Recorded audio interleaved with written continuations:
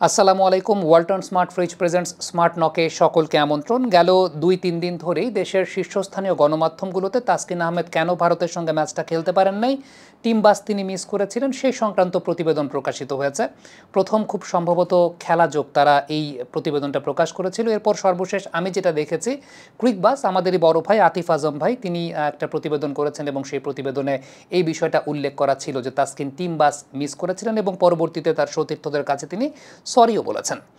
এখন যেহেতু আমাদের অনফিল্ডের বিশেষত্ব হচ্ছে আমরা বিশ্লেষণ করি, খেলার বিশ্লেষণ করি, আর সত্যি কথা বলতে এই ব্যাপারটা সম্পর্কে আমরা কিছুই জানতাম না, কোনো এভিডেন্সও আমাদের হাতে নাই, কিংবা বাংলাদেশ ক্রিকেট বোর্ড থেকে অফিসিয়াল কোনো স্টেটমেন্ট দেওয়া হয় নাই, কিংবা কোনো ক্রিকেটার এই ব্যাপারে কোনো কথা বলেন নাই। সো আমরা এই ব্যাপারটা নিয়ে কোনো কথা বলার প্রয়োজন বোধ করিনি। কিন্তু যখন নাজমুল হাসান পাপন বিসিবি প্রেসিডেন্ট এবং সাকিব আল হাসান বাংলাদেশ দলের অন্যতম সদস্য তিনি এই কথাটা এয়ারপোর্টে যাওয়ার আগে বলেছেন বা এয়ারপোর্টে প্লেনে ওঠার আগে বলেছেন এবং নাজমুল হাসান পাপন বোর্ড মিটিং শেষে প্রেস কনফারেন্সে বলেছেন। সো আলটিমেটলি ইটস অফিসিয়াল নাও যে হ্যাঁ, তাসকিন আহমেদের এই সংক্রান্ত একটা ঝামেলা হয়েছিল, বাসে উঠতে পারেননি, টিম বাস মিস করেছেন, যে কারণে তিনি ইন্ডিয়ার সঙ্গে ম্যাচটা খেলতে পারেননি।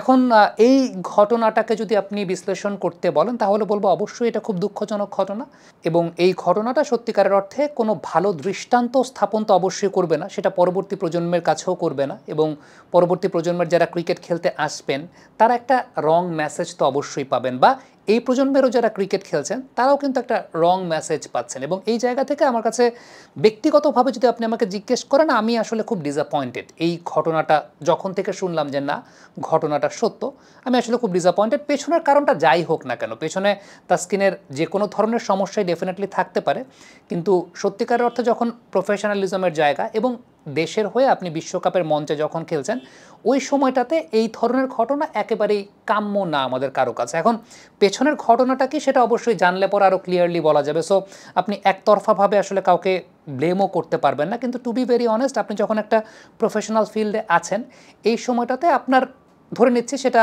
কোনো অপরাধ না, ভুলক্রমে হয়েছে বা যে কোনো গাফিলতির কারণে হয়েছে, সেই ভুলটা বা সেই গাফিলতিটাও কিন্তু এই পর্যায়ে এসে বা এরকম ওয়ার্ল্ড কাপের মতো মঞ্চে সেটা গ্রহণযোগ্য কোনো ব্যাপার না। একটা সিম্পল এক্সাম্পল দিই, সেটা হচ্ছে প্লেয়াররা তো বিশ্বকাপ খেলছেন এবং প্লেয়াররা বিশ্বকাপে 7টা ম্যাচ খেলেছেন, তাদের 7টা ম্যাচ ডে ছিল। আমরা যারা আইসিসির ডিজিটাল প্ল্যাটফর্মে অফিসিয়াল ম্যাচ বিশ্লেষণ করেছে, যেহেতু বর্তমানে খেলা যে চলে, খেলার তো টেলিভিশন বা ডিজিটালে যে খেলা দেখানো হয় এটা একটা অনেক বড় পার্ট, কারণ এই ইনকামেই আইসিসি বলেন কিংবা বাংলাদেশ ক্রিকেট বোর্ড বলেন তারা এই ইনকামটাতেই ম্যাক্সিমাম ক্ষেত্রে চলেন, টেলিভিশন রাইটস এবং ডিজিটাল রাইটস। সো আমরা যারা ওই টেলিভিশনে ম্যাচ বিশ্লেষণ করি বা ডিজিটাল ব্রডকাস্টিং ডিজিটালে আমরা ম্যাচ বিশ্লেষণ করি, আমরাও কিন্তু এটার একটা অনেক বড় পার্ট। এবং আমাদের জন্য ওয়ার্ল্ড কাপটা, প্লেয়ারদের জন্য ওয়ার্ল্ড কাপটা যেরকম আমাদের জন্য ওয়ার্ল্ড কাপটা সেরকম। ধরেন আমাদের ক্ষেত্রে কী হয়েছে, প্লেয়াররা তো 7টা ম্যাচ ডে খেলেছেন, কিন্তু আমাদের জন্য শুধু তো বাংলাদেশ না, ইন্ডিয়া, পাকিস্তান, শ্রীলঙ্কা, নেপাল, উগান্ডা কিংবা সব মানে অস্ট্রেলিয়া, নামিবিয়া সব ম্যাচে আমাদের ম্যাচ বিশ্লেষণ করতে হয়েছে। সো আমাদের জন্য এবারে টাইমিংটা কিন্তু এমন ছিল যে আগের রাতে একটা ম্যাচের পোস্ট ম্যাচ বিশ্লেষণ শেষ হচ্ছে রাত 1টা বা 1:30টায়, ঠিক পরের দিন আবার ভোর 5:30টার দিকে পরের ম্যাচের প্রি ম্যাচ বিশ্লেষণ শুরু হয়ে যাচ্ছে।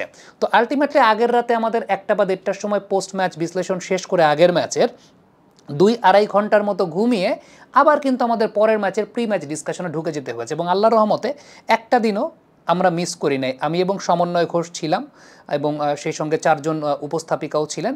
তো আমরা কিন্তু আসলে মিস করি নাই একটা দিন। আমাদের এরকমও হয়েছে যে আগের রাতে আমরা পোস্ট ম্যাচ করছি, পরের দিন আমরা প্রি ম্যাচ বিশ্লেষণ করছি এবং ওই প্রি ম্যাচ বিশ্লেষণের জন্য 5:30টা থেকে তো দর্শকরা দেখতে পেয়েছে, আমাদের কিন্তু মোটামুটি প্রিপারেশনটা শুরু হয়ে যেত 4:30 পৌনে 5টার দিক থেকেই শুরু হয়ে যেত। সো ওইটা আমাদের জন্য আমাদের প্রফেশনের জায়গা এবং আমরা কিন্তু ওই প্রফেশনের জায়গাটাতে আমাদের কষ্ট হয়েছে, 3 ঘন্টা বা 2 ঘন্টাও ঠিকঠাক মতো ঘুমাতে পারিনি, তারপর আমাদেরকে ওই কাজটা করতে হয়েছে। আমার ক্ষেত্রে ব্যক্তিগতভাবে যদি বলেন, এরপর পুরো ম্যাচটা দেখে আবার পোস্ট ম্যাচ শো সকাল 9টা 9:30টার দিকে সেটা করে আবার যমুনা টেলিভিশন আমি সকাল 10:30টায় আমার আবার একটা প্রোগ্রাম থাকতো, সেই 10:30টার প্রোগ্রাম ধরতাম, আবার দুপুর 12:30টায় একটা প্রোগ্রাম থাকতো, সেই দুপুর 12:30টায় প্রোগ্রাম ধরতাম, আবার বেলা 3:30টায় আর একটা প্রোগ্রাম থাকতো, সেই প্রোগ্রামটা আবার ধরতাম।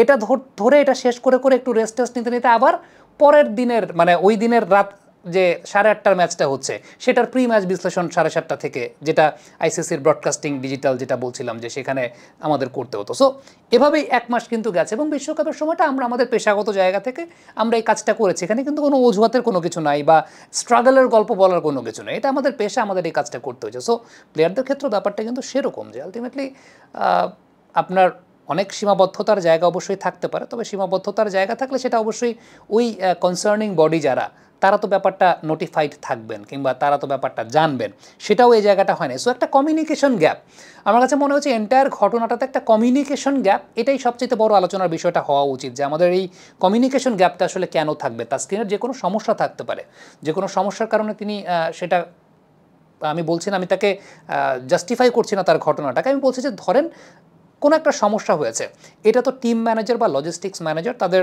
জানা থাকার কথা বা জানা থাকা উচিত।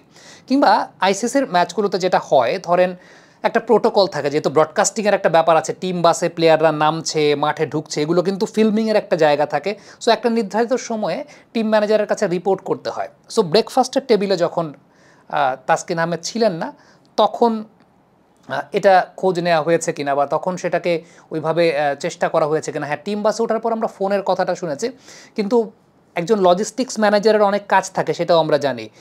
টিমের প্রত্যেকে যে স্টেডিয়ামে ঢুকছেন, যে মোবাইল ফোনগুলো, সেই মোবাইল ফোনগুলো নিয়ে সেটা আইসিসির কাছে জমা দিতে হয়। তারপর প্রত্যেকের গিয়ার্সগুলো ঠিকঠাক মতো যাচ্ছে কিনা সেই জায়গাটাও মেনটেন করতে হয়। বাট তারপরও আমার কাছে মনে হয় যে এই জায়গাটা একটা সমন্বয় করার জায়গা হয়তো বা ছিল, যেহেতু একজন লজিস্টিক্স ম্যানেজার ছিলেন আবার একজন টিম ম্যানেজারও ছিলেন, এই জায়গাটা হয়তো আর একটু সমন্বয় হতে পারতো যে তাসকিন আহমেদ কেন নাই। এখন পেছনে কী ঘটনা আছে আবারও বলছি, সেটা তো আমরা কেউ এখন বলতে পারছি না বা আমরা জানি না। এটা হয়তো বা সামনের দিনগুলোতে যদি এটা নিয়ে তদন্ত হয় তাহলে হয়তো বা এই ব্যাপারটা সামনে আসতে পারে। তবে চান্ডিকা হাতুরা সিংহে যদি সেই সময়টায়, একটা বিষয় বলি যে কথাটা শুনছি, চান্ডিকা হাতুরা সিংহে যদি সেই সময়টায় ব্যাপারটাকে চিন্তা করেন যে ঠিক আছে, let's forget it, let's focus about the next match, এটা আমার কাছে মনে হয় যে অ্যাজ আ টিম কোচ হিসেবে এটা আমি থাকলে আমিও করতাম। যে ঠিক আছে, যেটা এখন ওয়ার্ল্ড কাপের মধ্যে তো আমি এটা নিয়ে তদন্ত করতে পারবো না, এটা নিয়ে আমি তাসকিন আহমেদকে মানে শুলে চড়াতে পারবো না, বা এটা নিয়ে আমার আসলে বেশি বাড়াবাড়ি করার কিছু নেই অ্যাজ আ কোচ বা ওইখানে কোচিং প্যানেলে যারা ছিলেন। সো ওই সময় যদি এইটা হয়ে থাকে, আমার কাছে মনে হয় যে এটা ঠিক আছে, যে বিশ্বকাপের মধ্যে, বিশ্বকাপ চলাকালীন এরকম একটা ইয়াতে কোনো টিমই চাইবে না যে এটা নিয়ে বেশি বাড়াবাড়ি করতে। এখন যেটা বলছি যে তাসকিন আহমেদ যদি ঘুমের কারণে বিষয়টাকে মিস করে থাকেন, ডেফিনেটলি একটা গাফিলতি, প্রফেশনাল ফিল্ডে এই গাফিলতি আসলে সেটা তো কখনোই কাম্য না।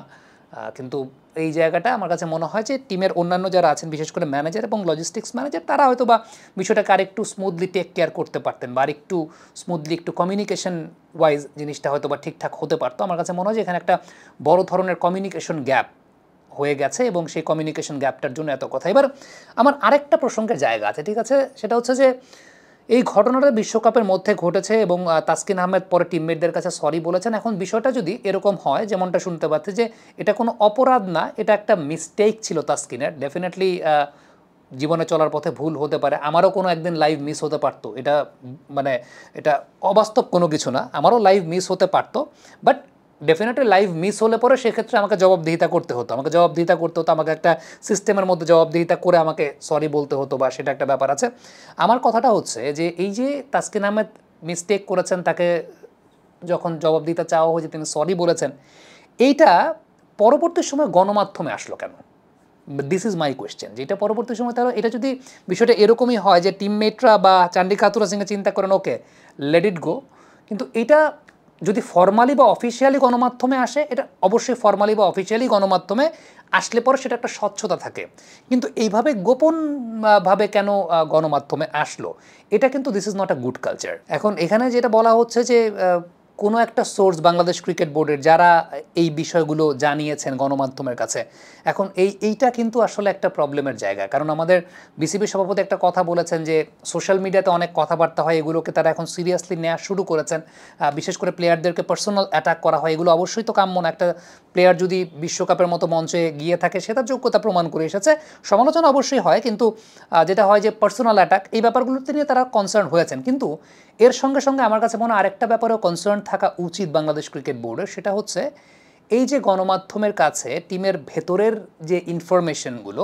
সেই ইনফরমেশনগুলো যখন গণমাধ্যমের কাছে যায়, এই যে একটা গণমাধ্যমের কাছে এসেছিল, আমরা কিন্তু শুরুর দেখায় আমরা চিন্তা করেছি ওয়েল এটার তো কোনো এভিডেন্স নাই, সো এটা আলটিমেটলি মিথ্যা কথা। কিন্তু দেখলাম ঘটনা তো সত্য ঘটনা প্রমাণিত হলো। তাহলে এই যে টিমের ভেতরকার ঘটনা গণমাধ্যম জেনে যায় বা তারপর সেটা গণমাধ্যম পাবলিশ করে, গণমাধ্যমের তো কোনো দোষের কোনো ব্যাপার না। গণমাধ্যম যদি ইনফরমেশন পায় তারা সেটা দেবে না কেন?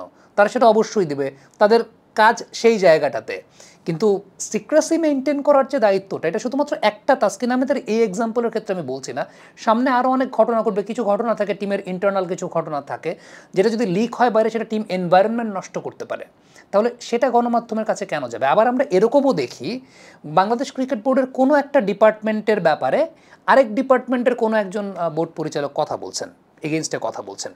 সো ঝামেলার জায়গাটা কিন্তু যেটা গণমাধ্যমকে দোষ দেয়া হয় বা গণমাধ্যমের যারা বিভিন্ন কন্টেন্ট মেক করছেন, হ্যাঁ আবারও বলি, যারা পার্সোনাল অ্যাটাক করেন উদ্দেশ্য প্রণোদিতভাবে সেটা ডিফারেন্ট ইস্যু। কিন্তু যারা গঠনমূলক সমালোচনা করছেন, অনেকেই আছেন যারা গঠনমূলক সমালোচনা করেন, তাদেরকেও দেখা যায় যে বাংলাদেশ ক্রিকেট বোর্ডের তরফ থেকে অনেকে অনেক কিছু বলেন বা তাদের নামে চিন্তা করেন এই ক্রিকেট নিয়ে খালি সমালোচনা করে।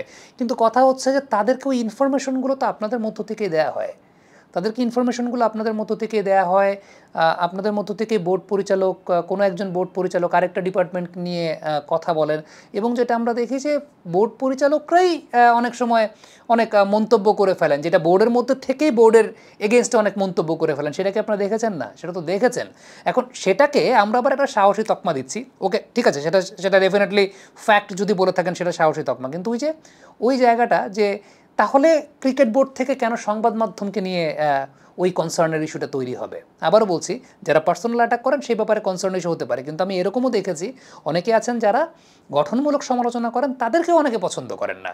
এখন আপনাদের মধ্য থেকেই কিন্তু ইনফরমেশন লিক করে গণমাধ্যমের কাছে, আবার আপনাদের মধ্য থেকেই বিসিবির এক ডিপার্টমেন্ট সম্পর্কে আরেক ডিপার্টমেন্টের কেউ একজন দায়িত্বপ্রাপ্ত তারা কথা বলেন। সো এগুলো যখন হয় এবং তার পরবর্তীতে সব দোষ গণমাধ্যমের হয়ে যায়, এটা তো আসলে নট ফেয়ার জাস্টিস আমার কাছে, এটা ব্যক্তিগতভাবে মনে হয়। সেই জায়গাটায়ও কিন্তু বাংলাদেশ ক্রিকেট বোর্ডের একটা প্রফেশনালিজমের জায়গা আছে। সো এন্ড অফ অল আমার কাছে যেটা বলার আছে তা হচ্ছে তাসকিন আহমেদের যে ঘটনাটা, এটা ডেফিনেটলি হতাশাজনক ঘটনা, বাট তাসকিনকে যেভাবে ব্যক্তিগতভাবে আমরা চিনি, আমি চিনি, তাসকিন ডেফিনেটলি বাংলাদেশ ক্রিকেটের স্বার্থে অনেক কিছু বিসর্জন দিয়েছেন। তাসকিন আহমেদ বাংলাদেশ ক্রিকেটের জন্য নিবেদিত প্রাণ, সেটাও আমরা জানি। তিনি সেভাবেই থাকবেন, ওইভাবেই তাসকিন আহমেদ আগামী দিনগুলোতে বাংলাদেশ ক্রিকেটকে সার্ভিস দিবেন, ওইভাবেই তাসকিন আহমেদ ওই কমিটমেন্টের সাথেই বাংলাদেশ ক্রিকেটকে সবার আগে রাখবেন। সেই প্রত্যাশাটাই আমরা করি বা আমি করি ব্যক্তিগতভাবে, যেভাবে তাসকিন আহমেদ বিগত দিনগুলোতে রেখে এসেছেন। এই ঘটনাটা কি হয়েছে সেটা জানি না, কিন্তু যেটা হয়েছে সেটা হতাশাজনক ঘটনা ঘটেছে।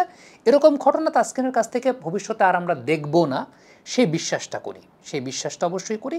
এখন আমার কনসার্নের জায়গা হচ্ছে একটাই, সেটা হচ্ছে এই ঘটনাটাকে যদি টিম ম্যানেজমেন্ট মিস্টেক হিসেবে ধরে নিয়ে মুভ অনই করে, তাহলে সেই বিষয়টা কেন গণমাধ্যমে আসলে আসবে? এটা সবচেয়ে বড় কনসার্নিং ফ্যাক্টরের জায়গা। কমেন্ট বক্সে আপনাদের কাছ থেকে মন্তব্য, মতামত জানতে চাই, লিখে পাঠাবেন।